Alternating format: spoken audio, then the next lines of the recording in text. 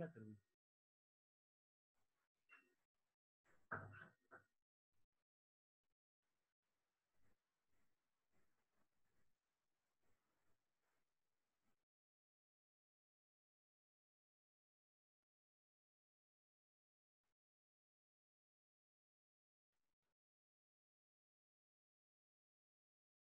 Bon, salam alaikum.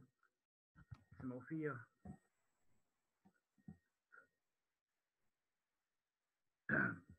Normalement, le son.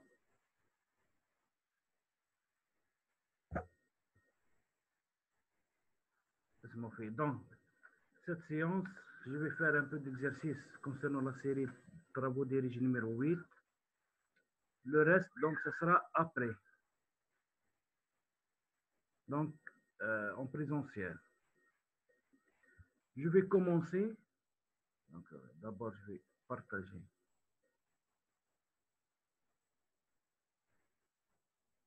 Donc, je vais faire le partage à l'écran.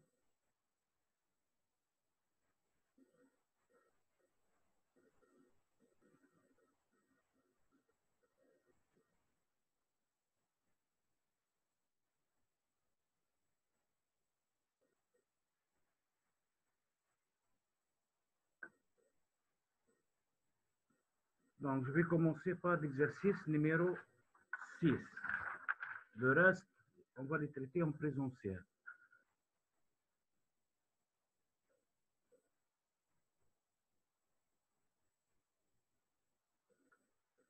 Bon, concernant l'exercice numéro 6, à partir de la définition de l'enthalpie, l'enthalpie c'est la grandeur H, H majuscule. Trouver la relation entre delta H, donc la variation de l'enthalpie, et delta U, la variation de l'énergie interne. Lorsqu'on a une réaction chimique, cette réaction, elle se déroule à température constante, dans laquelle n'intervient que des gaz parfaits. Donc, tous les gaz sont considérés comme étant des gaz parfaits.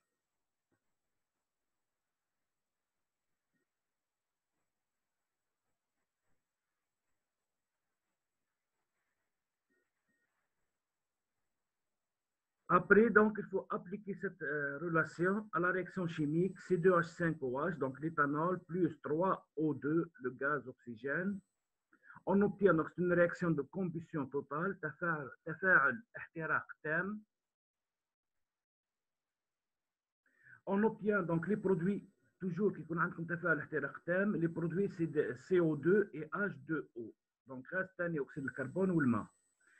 Cette relation, donc cette réaction, elle est effectuée à 25 degrés Celsius et la variation entre delta H et delta U. Delta H d'une réaction, c'est quoi? C'est la chaleur, l'énergie qui est produite ou bien qui est donc mise en jeu, donc soit elle est produite, soit elle est absorbée, lorsque la réaction se déroule à température et pression constante. Et delta U de la réaction, c'est lorsque la réaction, elle se déroule à température et volume constant.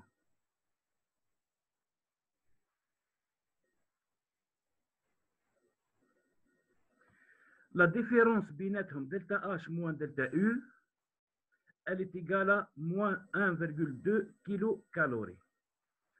On se demande, est-ce que l'éthanol et l'eau sont-ils pris à l'état gazeux ou liquide? Donc, la matière, elle existe sous forme 3 états, solide, liquide et gaz.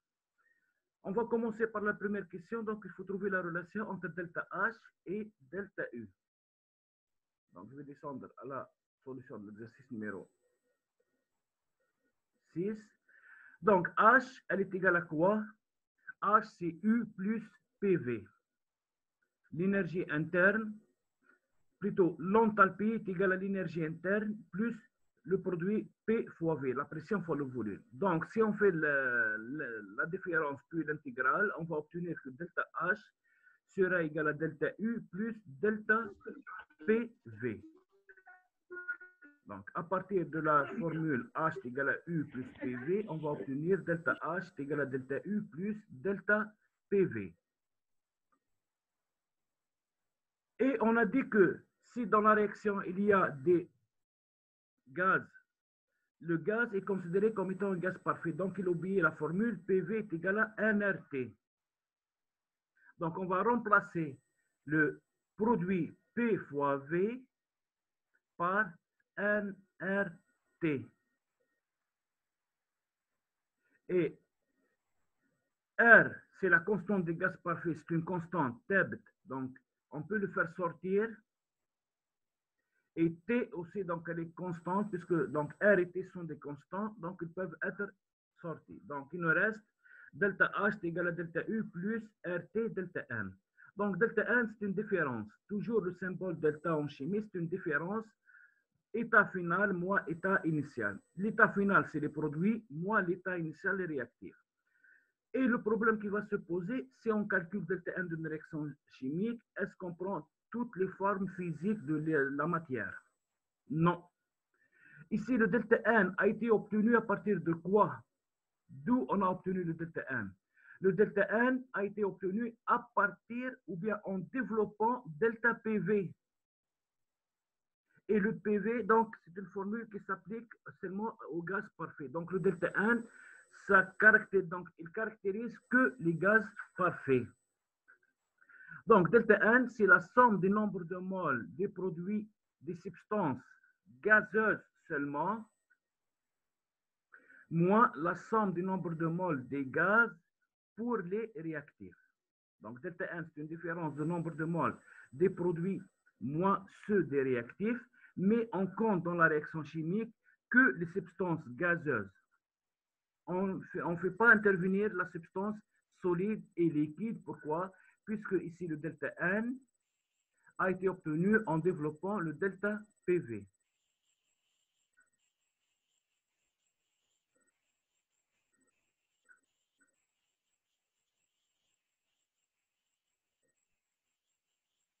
Donc, on va revenir à la réaction. C2H5OH, donc tu as fait l'éthanol, C2H5OH plus 3O2, on obtient CO2 plus H2O. Là, on vous dit que la réaction se déroule à 25 degrés Celsius, c'est-à-dire elle se déroule à 298 Kelvin. Et à cette température, le CO2 se trouve à l'état gazeux, H2O se trouve à l'état liquide, donc le mât liquide, et O2 se trouve à l'état gazeux. Il reste le problème de l'éthanol, C2H5OH. Est-ce qu'à cette température, on a pris l'alcool à l'état gazeux ou bien à l'état liquide? Donc, pourquoi ici on a un doute? Parce qu'il ne faut pas oublier que l'alcool sont des composés très volatiles. Ils peuvent passer à l'état gazeux même s'ils n'arrivent pas à la température ambiante.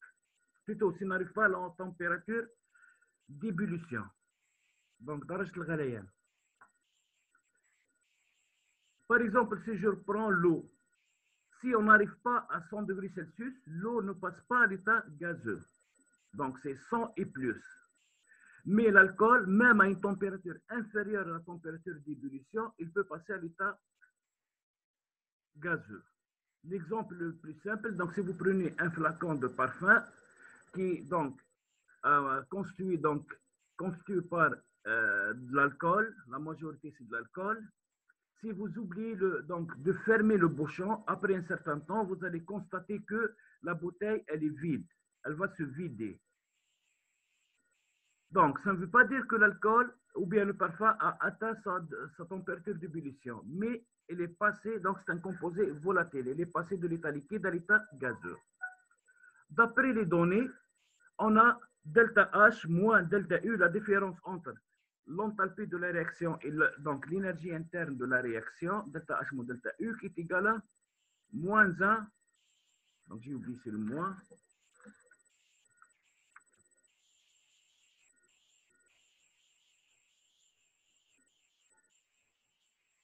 donc moins 1,2 kilocalories.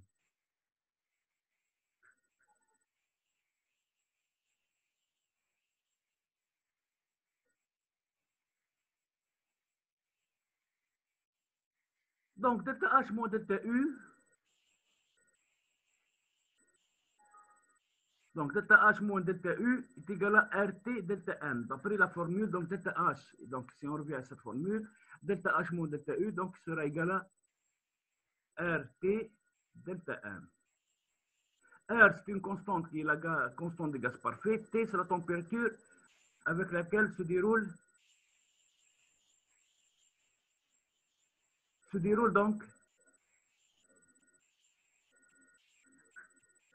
la réaction.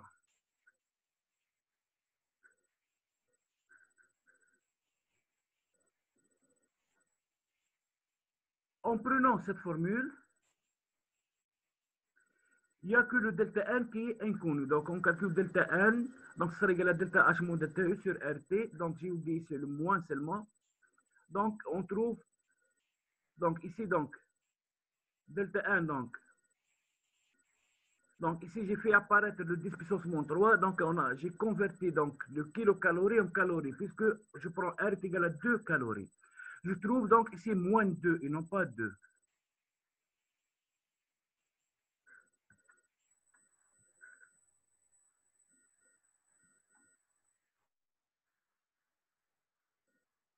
Donc, ça veut dire que pour cette réaction, vous avez un delta M qui est égal à moins 2. Donc, différence de nombre de moles des substances gazeuses entre les produits et les réactifs, donc sera égal à moins 2. Donc, maintenant, on a le delta M qui est égal à moins 2. On va faire des suppositions.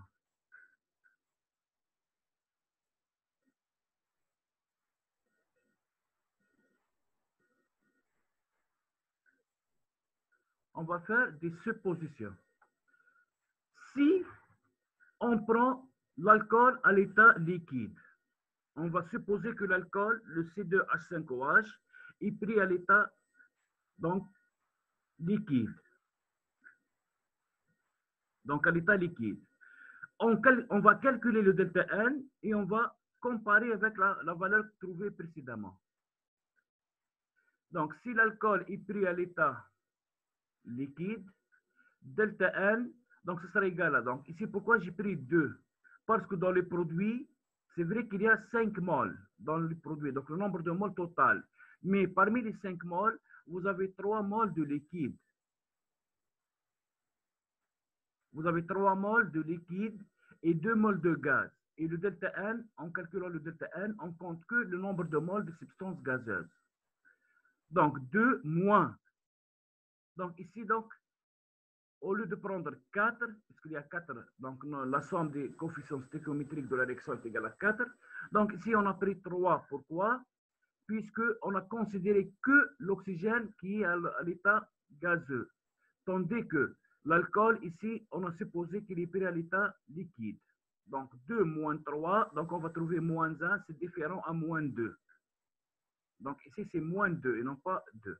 Donc, c'est égal à moins 2. Donc, c'est différent. Donc, moins 1 différent de moins 2. Donc, ça veut dire que pour cette réaction pour laquelle vous avez donc une différence entre les deux chaleurs est égale à moins 1,2 kilocalories, ça ne correspond pas à l'alcool qui est pris à l'état liquide.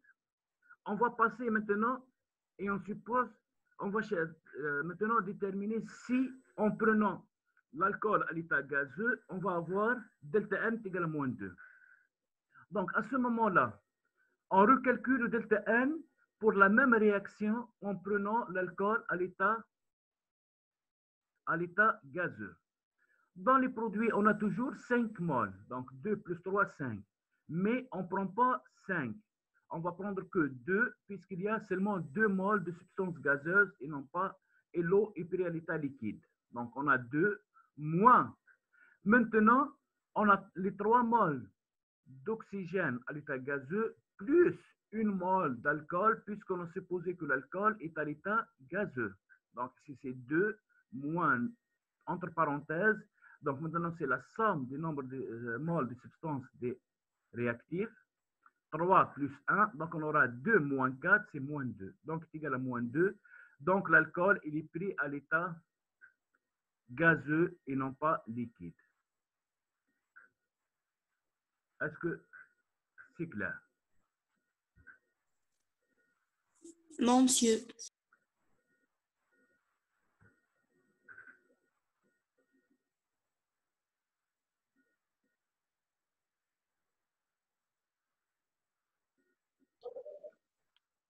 Bon.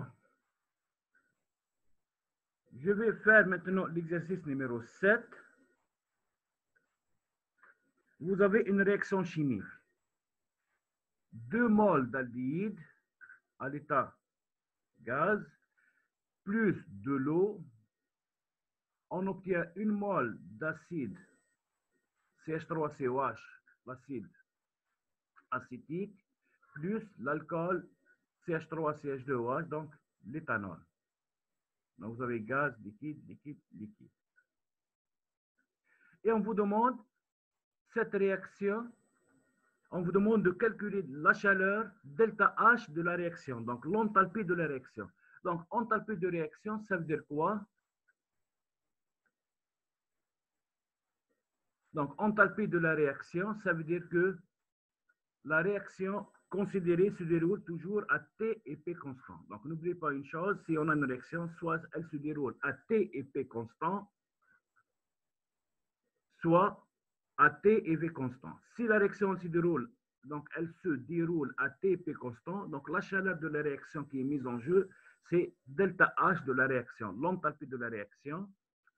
Et si la réaction, elle se déroule à T et V constant, donc la chaleur de la réaction, donc c'est delta U de la réaction, l'énergie interne d'une réaction. Donc ici, on vous demande de calculer donc la chaleur de la réaction delta HR, l'enthalpie de la réaction, de cette réaction. D'après les formules, delta H d'une réaction, elle est égale à donc la différence entre les enthalpies standards de formation des produits moins les enthalpies standards de formation des réactifs.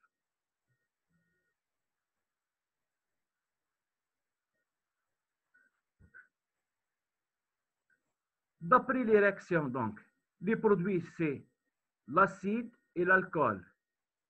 Les réactifs, c'est l'eau et l'aldéhyde. Donc, d'après la formule, donc si on applique cette formule, donc la somme des enthalpies standards de formation des produits moins la somme des enthalpies standards de réactifs. Donc, entre parenthèses, donc on va commencer par les produits, on va faire la somme des enthalpies standards de formation. Donc, delta H, standard formation des réactifs, des produits, donc l'enthalpie standard de formation de l'acide plus l'enthalpie standard de formation de l'alcool, moins maintenant la somme des enthalpies standards de formation des réactifs. Et il ne faut pas oublier de multiplier chaque enthalpie standard de formation par des coefficients stéchiométriques. Parce qu'une enthalpie standard de formation, c'est lorsqu'on a une seule mole.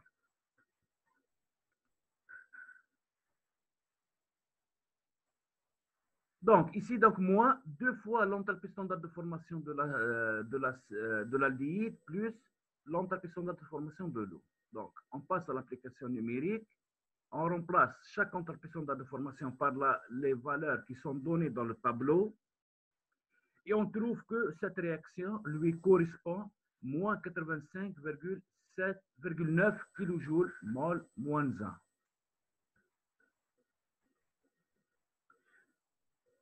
La question, c'est de calculer la variation d'enthalpie standard de cette réaction. Donc, on a calculé l'enthalpie standard de formation. L'enthalpie standard de réaction de la réaction d'hydrolyse d'un aldéhyde. Et on a trouvé donc l'enthalpie de cette réaction, c'est moins 85,9 kJ mol moins 1. La deuxième question maintenant qui est indépendante de la première, calculer la chaleur de formation de l'eau liquide à volume constant. Donc, ici, donc, la chaleur à volume constant, donc ici, on ne va pas calculer delta H, on va calculer delta U, puisque c'est à volume constant. Donc, à pression constante, c'est le delta H, à volume constant, c'est delta U. De formation, donc il faut revenir à la réaction de formation de l'eau. Donc, pour qu'on puisse former aux conditions standards, c'est-à-dire 25 degrés Celsius, une mole de H2O liquide, c'est en combinant l'hydrogène et l'oxygène de leur état standard. H2 gaz plus une demi-mole de O2 gaz. Et la valeur moins 285 kJ moins 1, c'est la valeur tabulée, donc la dernière colonne, c'est l'enthalpie standard de formation de l'eau. Donc vous avez le delta H de formation et on cherche le delta U. On va revenir à la relation entre delta H et delta U qui a été développée dans l'exercice précédent, l'exercice numéro 6. On sait bien que delta H est égal à delta U plus RT delta N. Vous avez le delta H, vous avez le R et le T, et le delta N peut être obtenu à partir de la réaction. Donc, l'écriture de la réaction est importante, puisque on va déterminer le delta N à partir de cette réaction. Donc, delta U sera égal à delta H moins RT, delta N. On remplace, donc delta H c'est moins 285,5 et l'unité de moins 285,5 c'est en kilojoules mol moins 1 et R, on sait bien qu'il y a trois valeurs. Donc, puisque ici on a utilisé le joule, donc il faut remplacer R par 8,31. 8,31 c'est en joule et moins 285,5 c'est en kilojoules. C'est pour cela que les 8,31 ont été multipliés par 10 puissance moins 3. Donc, c'est-à-dire c'est en kilojoules. Donc, pour obtenir la valeur directe à la fin. Donc, directement à la fin. Donc, moins 285,5, c'est le delta H de la formation de l'eau. Moins 8,31, 10 puissance moins 31. Ici, on a converti le R en kilojoules fois 298. Donc, ici, on a remplacé le T en Kelvin. Le delta N maintenant, vous allez revenir, donc ici c'est 0 moins, entre parenthèses, 1 plus 0,5. Donc 0, pourquoi? Puisqu'il y a 0 mol, on n'a qu'une mol de liquide dans les produits. Donc toujours delta N, c'est la somme des nombres de moles des gaz des produits moins ceux des réactifs. Dans les produits, vous n'avez pas de gaz, donc c'est 0 mol de gaz. Moins, donc maintenant la somme des nombres de moles des réactifs. Donc vous avez une mol de H2 et 0,5 mol de O2. Donc c'est pour ça que c'est 1 plus 0,5. Et vous allez trouver moins 281,8 kJ mol moins 1.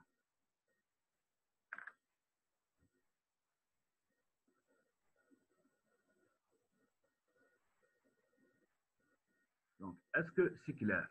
Donc, vous pouvez m'envoyer des messages. Concernant le son, il n'y a pas de problème. Donc, aujourd'hui, il n'y a pas de problème. Le son marche très bien.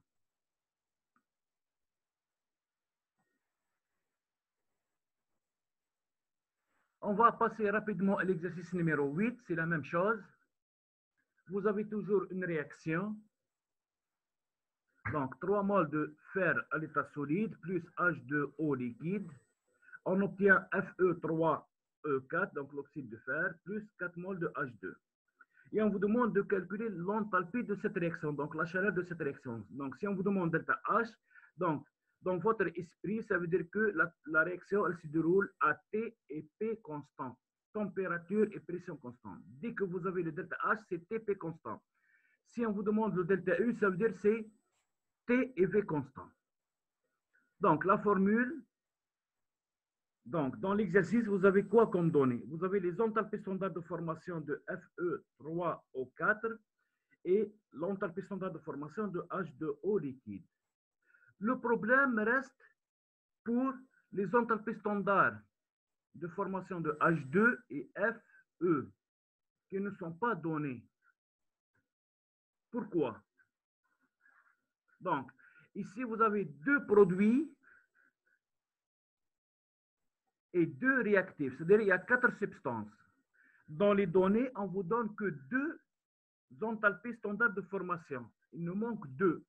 Et les 2 valeurs manquantes, ça concerne le fer et l'hydrogène, H2. On va revenir aux définitions. C'est quoi une enthalpie standard de formation?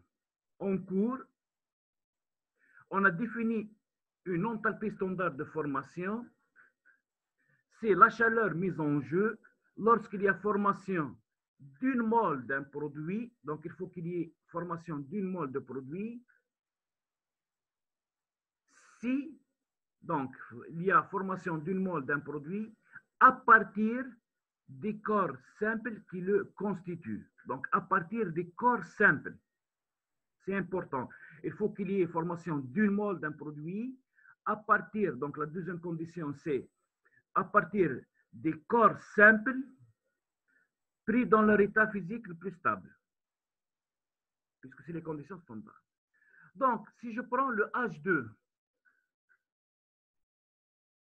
si je prends le H2, l'hydrogène,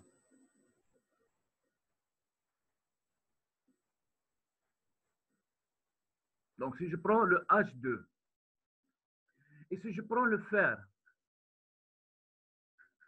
est-ce qu'il y a des corps plus simples que le fer et que le H2 qui rentrent dans leur formation? Il n'y a pas.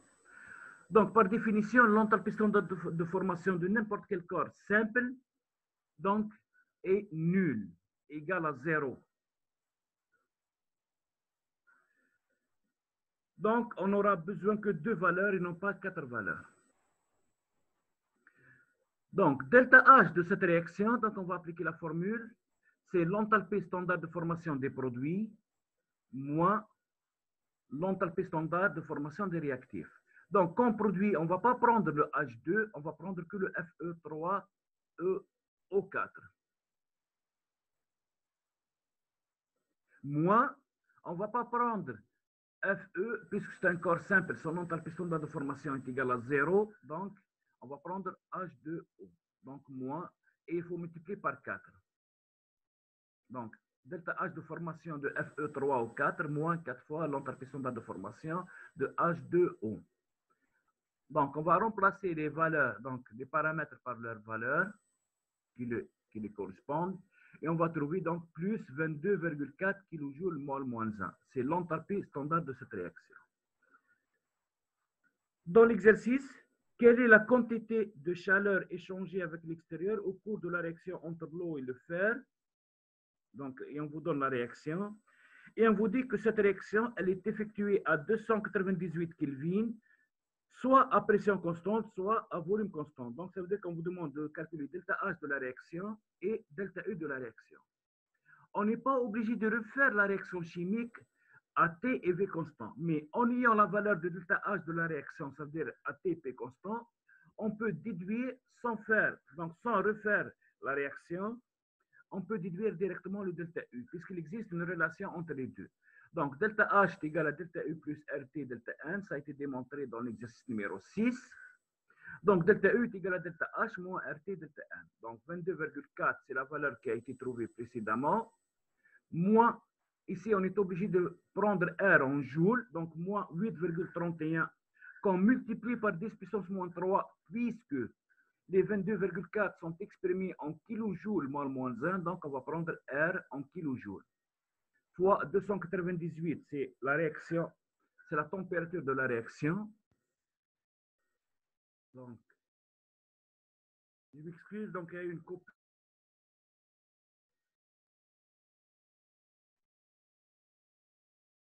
Donc, oui, vous êtes ma faute. Donc, il y a une coupure. Donc, il y a Internet à disponible. C'est bon.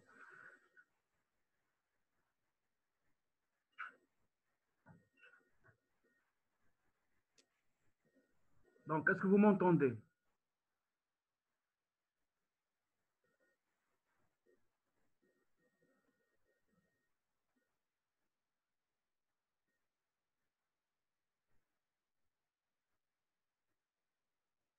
Donc, je reviens.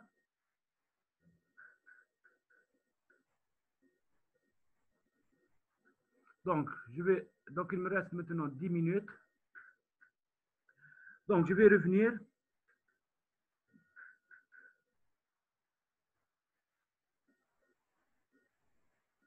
Donc,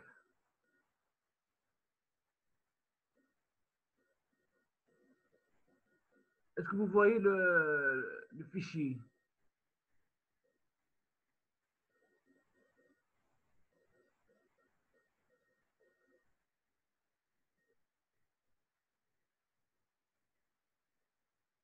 Donc, je vais voir le partage.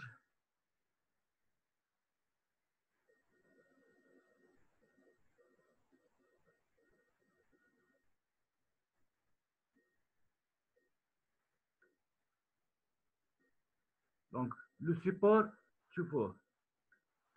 Donc, rapidement, donc, maintenant, on va passer au calcul de delta U. Donc, je vous ai dit précédemment qu'on n'est pas obligé de refaire la réaction à T et V constant. Donc, et dès qu'on a la valeur de l'enthalpie de la réaction, on peut déduire directement la valeur sans passer par l'expérience, puisqu'il existe une relation entre les deux.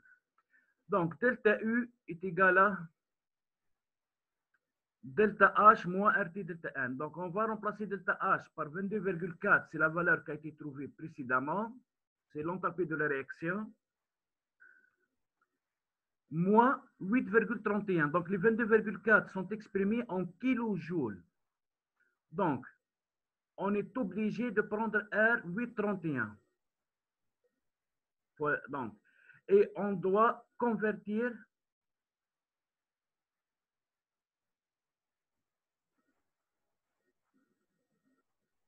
vous ne voyez pas le fichier.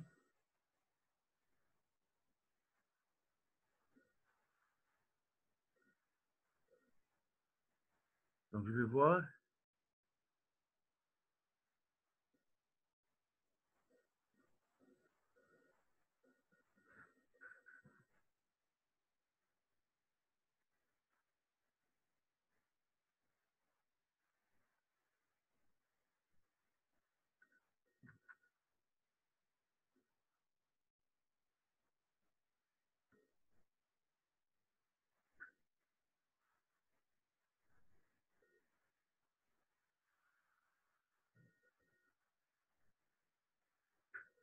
Donc, juste une minute.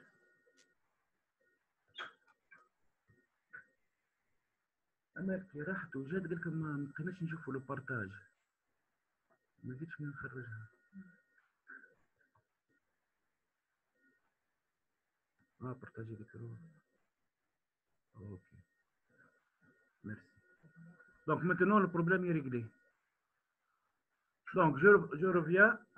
Donc 22,4, on a remplacé l'enthalpie de la réaction en kilojoules. Moins 8,31, donc on est obligé de prendre la valeur en joules et on doit convertir en kilojoules, donc 10 puissance moins 3. Donc on ne va pas prendre 0,082 ou bien 2, puisqu'on sait bien qu'il existe 3 valeurs pour R, la constante des gaz parfaits. Donc on a pris 8,31 puisqu'on est en train de travailler avec le joule, et on a multiplié par 10 puissance moins 3 puisque la première valeur, elle est exprimée en kilojoules. Donc les mêmes ordres d'unité. Fois T maintenant, 298, puisqu'on vous dit que la réaction elle se déroule à 298 Kelvin, fois 4. Donc pourquoi 4 moins 0? Puisque donc ici on est passé donc à delta N. Delta N, c'est toujours la somme du nombre de moles les gaz des produits moins les réactifs. Toujours les gaz. Donc si je prends la réaction, donc vous allez me dire qu'il y a 5. Mais je prends que 4. Pourquoi? Puisque parmi les 5 moles dans les produits, il y a 4 moles de gaz et 1 mole d'une substance solide. Donc, notre de 4. On doit prendre que les gaz. Et si je prends les réactifs, vous allez dire qu'il y a 7. Mais on a pris 0. Mais parmi les 7, il y a 3 moles de substance solide, 4 moles de substance liquide, mais il y a 0 mol de substance gazeuse. Donc, il n'y a pas de gaz. Donc, c'est pour cela qu'on a écrit 4 moins 0 et on trouve donc 12,48 kilojoules mol moins 1. Donc, si cette réaction elle se déroule à T et P constant, donc elle aura une enthalpie de réaction 22,4 kilojoules mol moins 1, donc plus 22,4. Et si elle se déroule à T et V constant, donc elle aura une chaleur de réaction qui sera représentée par delta U. Donc delta U, donc c'est l'énergie interne de la réaction qui sera égale à 12,49 kJ mol moins 1. Donc on a fait donc l'exercice 6, 7 et 8.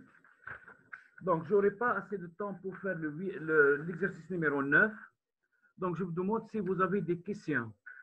Donc le reste, je vais les traiter en présentiel. Donc à partir du 16 août. Donc, si vous avez des questions. Donc, le temps restant, c'est 3 minutes.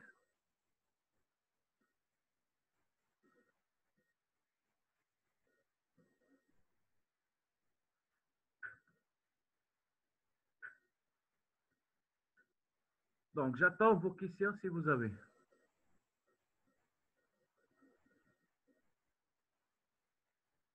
Donc, est-ce que c'est clair?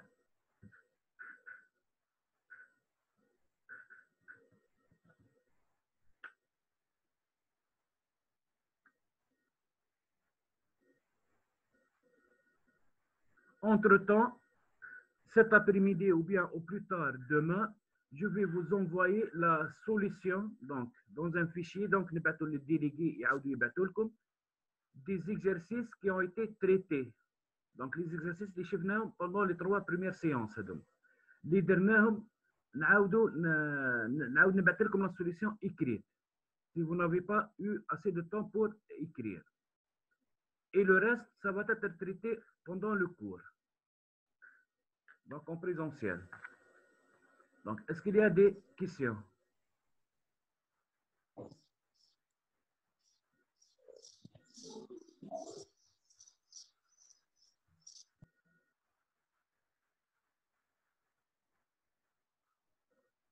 Donc, monsieur, donc, Kautar Hazorli, pourquoi, monsieur, on a... Donc, on a pris le delta H de F3O4 et H2O parce que ce sont des composés. Donc, c'est l'enthalpie standard de formation. Arj'ai le cours. Donc, il dit enthalpie standard de formation, c'est lorsqu'il y a, donc, tu fais la définition, c'est lorsqu'il y a formation d'une mole d'un produit. Donc, il faut qu'il y ait formation d'une mole d'un produit à partir des corps simples qui le constituent. Donc, l'hydrogène et le fer. Est-ce qu'il y a un autre composé plus simple que la formation terre? Non. Donc, il n'y a pas un corps plus simple que le fer et que le H2 qui rentrent dans leur enthalpie de formation. C'est pour cela qu'on dit que les corps simples ont une enthalpie standard de formation nulle, égale à 0. Donc, n'importe quel corps simple, le corps est égal à 0. Concernant l'exercice 6, l'exercice 6, donc la dernière partie, la réaction, puisqu'il n'y a pas assez de temps, comme en présentiel rapidement. Donc, je reprends enthalpie standard de formation. Enthalpie standard de formation, c'est lorsqu'il y a formation d'une mole d'un produit.